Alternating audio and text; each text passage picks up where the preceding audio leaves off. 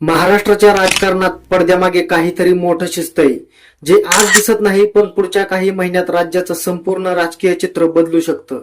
कल्पना करा, ज्यांनी पक्ष बदलला, ज्यांनी नवीन राजकीय भविष्याचं स्वप्न पाहिलं, त्यांच्याच मनात आता संभ्रम निर्माण झाला असेल तर. आणखी धक्कादायक म्हणजे सत्तेच्या समीकरणातही मोठे बदल होण्याची चर्चा रंगू लागली आहे. काही खासदार आणि आमदार त्यांच्या पुढच्या राजकीय वाटचालीबद्दल नव्याने विचार करत असल्याच्या चर्चा राजकीय वर्तुळात सुरू आहेत. नेमकं काय घडतंय, कोण कोणावर नाराज आहे, कोणाची ताकद वाढते आणि कोणाचं राजकीय वजन कमी होत असल्याची चर्चा आहे. ही संपूर्ण माहिती आपण शेवटपर्यंत पाहणार आहोत, कारण या व्हिडिओच्या शेवटी आपण या घडामोडींचा पुढे काय परिणाम होऊ शकतो याचाही आढावा घेणार आहोत. तर बघा, राजकारणात एक गोष्ट कायम सांगितली जाते, एखाद्या नेत्याला किंवा लोकप्रतिनिधीला आपल्या गोटात आणणं तुलनेनं सोपं असतं, पण त्याला दीर्घकाळ समाधानी ठेवणं हेच खरं आव्हान असतं. महाराष्ट्राच्या राजकारणात गेल्या काही वर्षात मोठी उलथापालथ झाली. पक्षफुटी, नेत्यांचे बदललेले निर्णय, नवीन आघाड्या आणि सत्तेची समीकरणं यामुळे राज्याचं राजकारण पूर्णपणे बदललं. या पार्श्वभूमीवर आता पुन्हा एकदा काही राजकीय चर्चांना वेग आला आहे. काही राजकीय विश्लेषकांच्या मते सध्याच्या सत्ता समीकरणात भविष्यात बदल होऊ शकतात आणि त्याचा परिणाम अनेक नेत्यांच्या राजकीय भविष्यावर होऊ शकतो.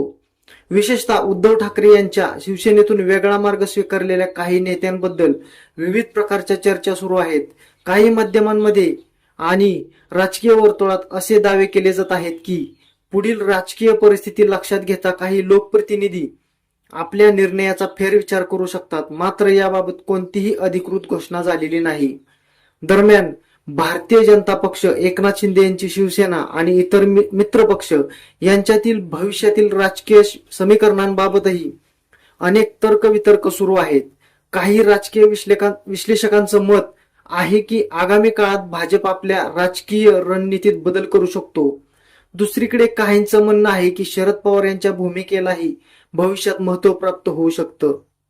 याच कारणांमुळे अनेक नेते पुढील राजकीय परिस्थितीवर बारकाईने लक्ष ठेवून असल्याचं बोललं जात आहे.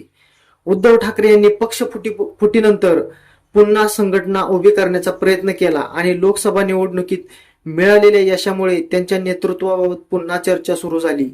त्यामुळे आगामी स्थानिक स्वराज्य संस्था आणि इतर निवडणुकांमध्ये कोणत्या पक्षाला फायदा होणार याकडे सर्वांचं लक्ष लागलं आहे. राजकारणात कायमस्वरूपी मित्र किंवा शत्रू नसतात, तर परिस्थितीनुसार समीकरणं बदलत असतात. त्यामुळे आज ज्या चर्चा सुरू आहेत त्या प्रत्यक्षात कितपत सत्य ठरतात हे येणारा काळच सांगेल. मात्र एवढं निश्चित आहे की महाराष्ट्राच्या राजकारणात पुढील काही महिने अत्यंत महत्वाचे असणार आहेत. पक्षांतर्गत घडामोडी, संभाव्य आघाड्या आणि बदलणारी राजकीय रणनीती यामुळे राज्याचं समीकरण पुन्हा बदलू शकतं. तुम्हाला काय वाटतं, पुढील काळात महाराष्ट्राच्या राजकारणात सर्वात मोठा बदल होऊ शकतो का? तुमचं मत कमेंटमध्ये नक्की सांगा. व्हिडिओ आवडला असेल तर लाईक करा आणि चॅनलला सबस्क्राईब करा. धन्यवाद.